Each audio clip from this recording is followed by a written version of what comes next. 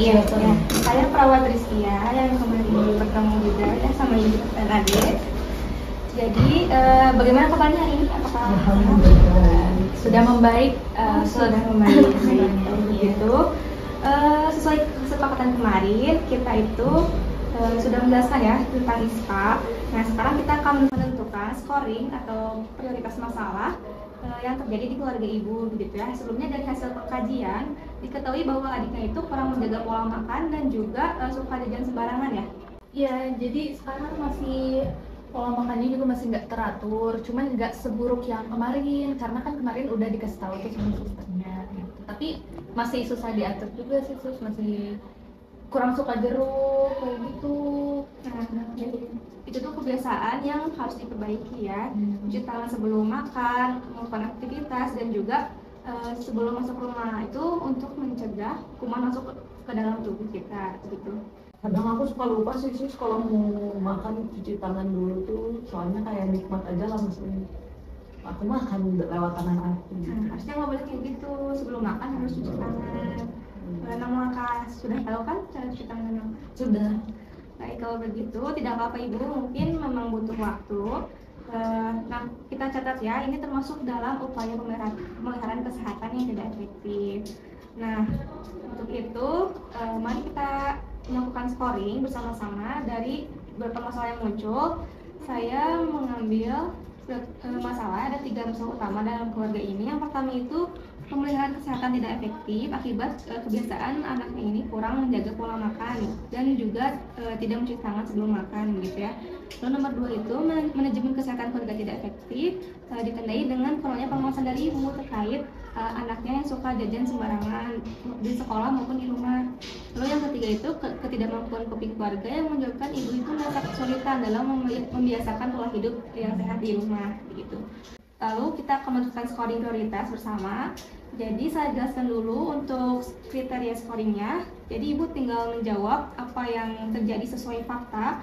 Nanti ada nilai-nilainya, ibu tentukan ini tuh masalahnya apakah bisa dicegah atau tidak gitu. Nah, untuk masalah yang pertama itu mengenai ini pemeliharaan kesehatan tidak efektif. Nah, untuk sifat masalahnya ada 3 skor, ada aktual, capaian kesehatan dan juga keadaan sejahtera. Menurut ibu yang mana?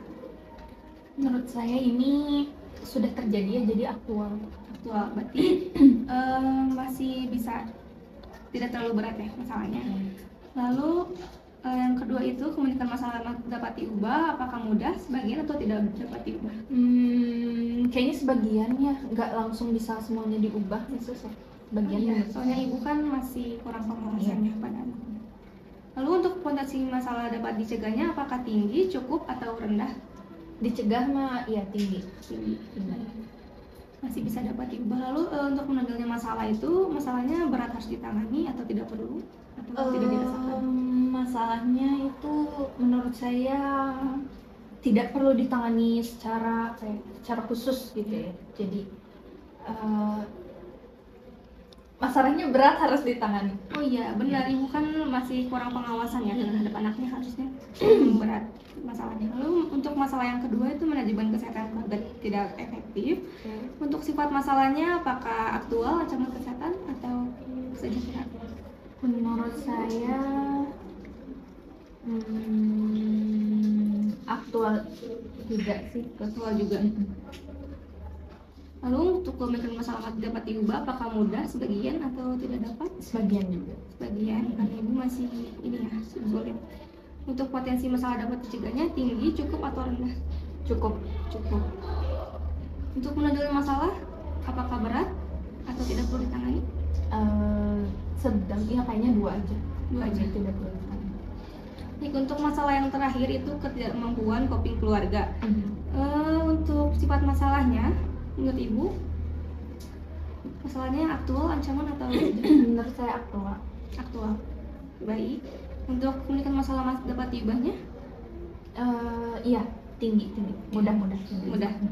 Untuk potensi masalah untuk dicegahnya? Tinggi juga. Tinggi. Lalu untuk penanggalannya masalah, jadi skornya apakah berat atau tidak perlu ditangani? Tidak perlu ditangani, maksudnya kayak dari kitanya aja gitu. Baik ya. Kita sudah menentukan scoring dan sudah menentukan penilaian.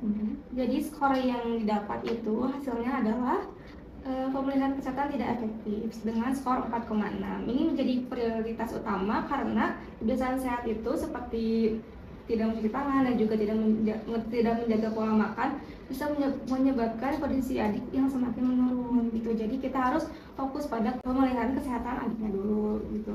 Baik, saya akan berusaha lebih untuk mengawasi anak saya lagi. Oke Bu, baik ya, bagus sekali. Jadi kalau Ibu merasa bingung atau apapun bisa tanyakan kepada saya. Oke. Lalu untuk besoknya saya akan memberikan edukasi mengenai tuntutan kesehatan. Kalau begitu saya cukupkan. Apakah ada yang ingin ditanyakan? Cukup. Untuk sekarang cukup. Oke, baik kalau gitu saya tutup dulu pertemuan hari ini. Kalau begitu saya pamit. Wassalamualaikum warahmatullahi wabarakatuh. Waalaikumsalam warahmatullahi wabarakatuh. Terima kasih banyak. Ya.